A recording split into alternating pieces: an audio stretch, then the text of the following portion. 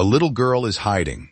She is maybe 5 years old, maybe 6, small enough that her father managed to fold her inside his rucksack and carry her through the camp gates without anyone noticing. She doesn't cry, she doesn't move, because her father has whispered to her, over and over, the most important words she has ever heard in her short life. Stay quiet, my love.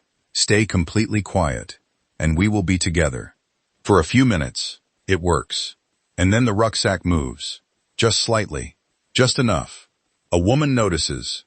Not a soldier. Not a man with a gun. A woman, in a clean uniform, with a whistle around her neck and a German shepherd at her side. A woman who, back in Vienna, had once dreamed of becoming a nurse. She walks over. She doesn't ask questions. She doesn't hesitate for even a single second. She raises her whip and she begins beating that father, that man who was doing the only thing a father can do, the only thing that mattered to him in the entire world. She beats him so violently, so savagely, that the little girl inside the rucksack cries out. And in that moment, the hiding is over. The father can't protect her anymore. And that woman, that female guard in her clean uniform, she kills that child. Right there. On the spot. Then she straightens up. She fixes her jacket. She calls her dog. And she walks on to the next prisoner. No hesitation. No pause. Not even a flicker of something human crossing her face. This is not a scene from a nightmare.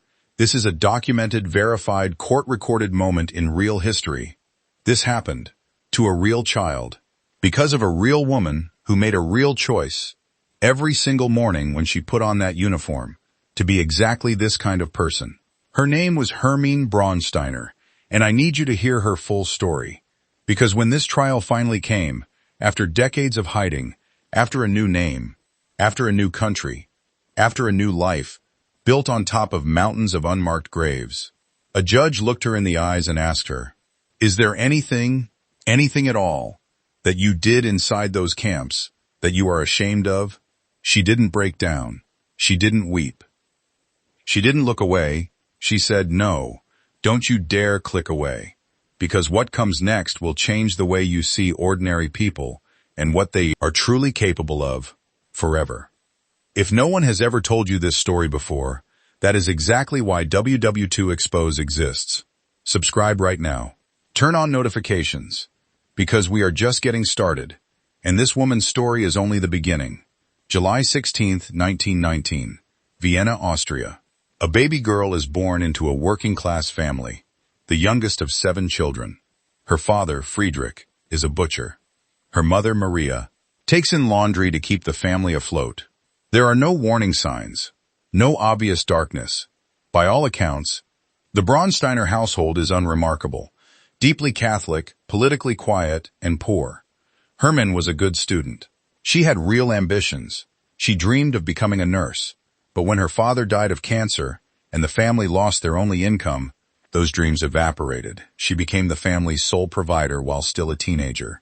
She tried to find work in the Netherlands. No luck. No work permit. She ended up as a housekeeper for an American engineer's family in England. When Hitler absorbed Austria into the German Reich in March 1938, an event known as the Anschluss, Hermine was in London, scrubbing floors.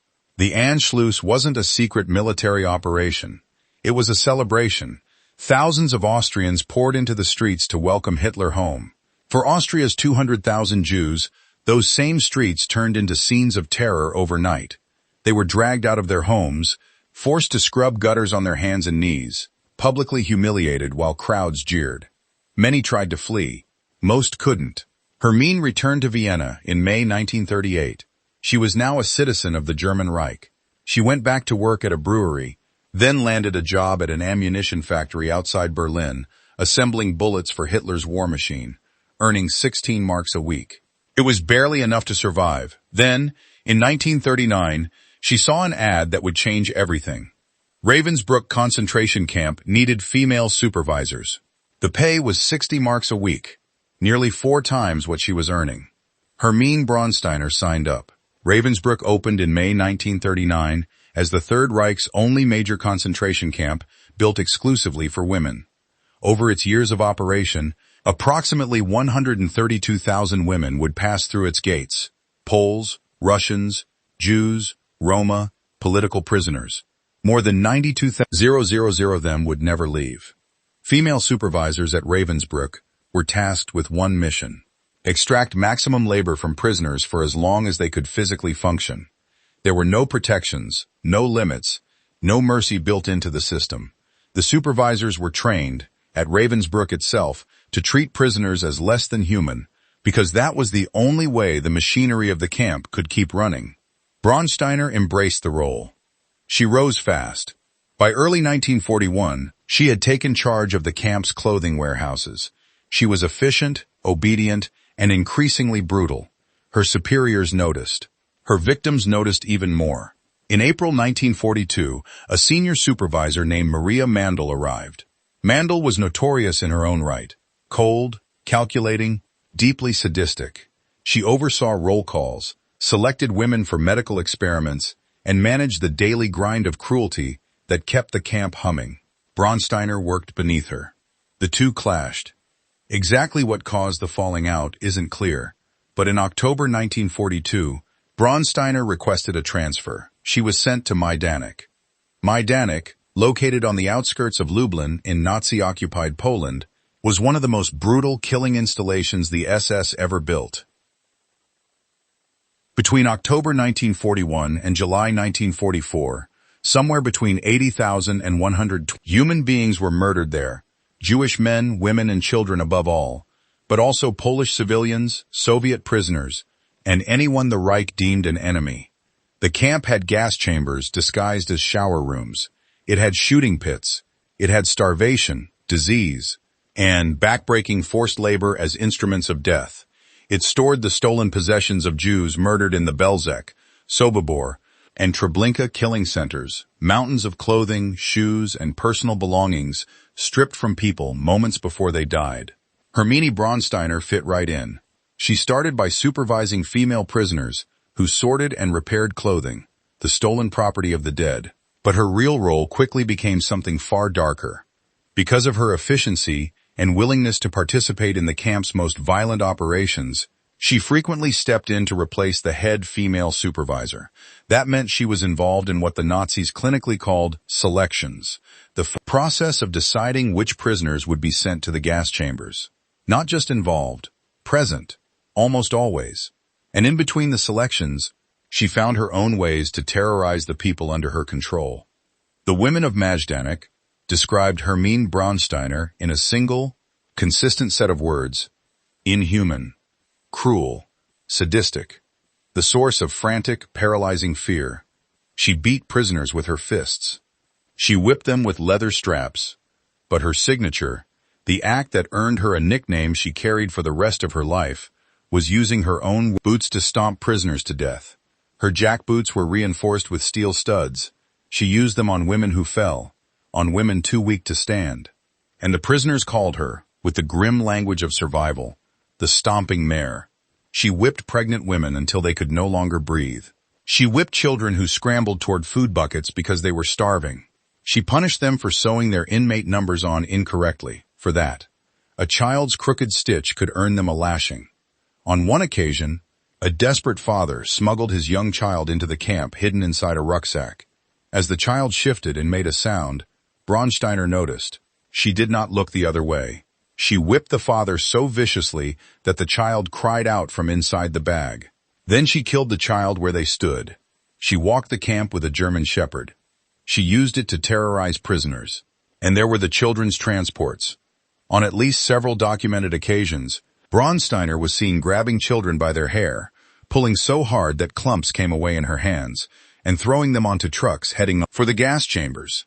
In one particularly chilling account, she told a group of mothers that their children were being taken to a summer camp where they'd receive milk twice a day. When the mothers, who knew exactly what that meant, refused to hand over their children, Braunsteiner beat one woman so severely that both the mother and child died on the spot. For her service to the Reich, Hermine Braunsteiner was awarded the War Merit Cross, second class, in 1943. As Soviet forces advanced in the summer of 1944, the SS scrambled to evacuate Majdanek. They were in such a hurry that they failed to destroy the gas chambers and prisoner barracks before fleeing. When the Red Army liberated Majdanek on July 24, 1944, the evidence of mass murder was right there, intact, waiting. Braunsteiner, meanwhile, had already been transferred to a subcamp of Ravensbrück near Berlin, where she served as head supervisor until Germany's surrender in May 1945. Survivors later testified that she carried a horsewhip there too, and used it, killing at least 2 more women with it. When the camp surrendered, she ran. She worked on a Bavarian farm for 3 months, then slipped back to Vienna and her mother. She lived quietly, working as a housekeeper. It didn't last. Austrian authorities arrested her in 1946. She was held, released, rearrested in 1948, and tried for her crimes at Ravensbrück. But the Majdanek charges were dropped. Not enough witnesses who had survived to testify. She was convicted of prisoner abuse and sentenced to 3 years. With time already served, she walked free in April 1950. She rebuilt her life. She got a series of low-level jobs. She met a man named Warsaw Ryan, an American mechanic, and the 2 of them emigrated to Canada, then settled in New York. She never told her husband what she had done. She never told American immigration authorities either. In January 1963, Hermine Braunsteiner became an American citizen. For a moment, it looked like she had gotten away with it completely. Then Simon Wiesenthal found her. Wiesenthal, a Holocaust survivor who had dedicated his life to tracking Nazi war criminals, identified Hermine Braunsteiner living quietly in Queens, New York. In 1964, her past became public. Investigations began. The U.S. government initiated proceedings to strip her of her citizenship, and in September 1971, facing what was coming, she surrendered it herself. In 1973, she was arrested and extradited to West Germany. The Third Majdanek Trial began in November 1975 and lasted until June 1981, one of the longest criminal trials in German history. Hermine Braunsteiner sat in that courtroom for years. She suffered 2 reported mental breakdowns during the proceedings. There were accounts of her solving crossword puzzles while witnesses testified about the deaths of children. When she did engage, it was to deny everything. She screamed at witnesses. She called them liars. She insisted she had never done anything worse than slap a few prisoners. She portrayed herself as a tiny cog in an enormous machine, just following orders, just doing her job. She wrote to a friend during the trial, "I can thank for all this to Jews and the German state who found it necessary after 34 years to prosecute me." When asked directly if there was anything she had done inside those camps that she was ashamed of, she answered, no. On June 30, 1981, the court found her guilty of the murder of 80 people, of abetting the murder of 102 children, and of collaborating in the murder of 1,000 more. She was sentenced to life in prison. She served 15 years. In 1996, due to complications from diabetes, including the amputation of 1 leg, she was released. She spent her final years in a wheelchair in an apartment in Bochum, Germany, with her husband Russell, who until the end maintained that his wife was the most decent person he had ever known. Hermine Braunsteiner died on April 19, 1999. She was 79 years old. There were no mourners beyond her immediate circle. There was no public grief. There was only the long, permanent record of what she had done, the children she had thrown onto trucks, the women she had stomped beneath her boots, and the single word she chose when asked if she was ashamed: no.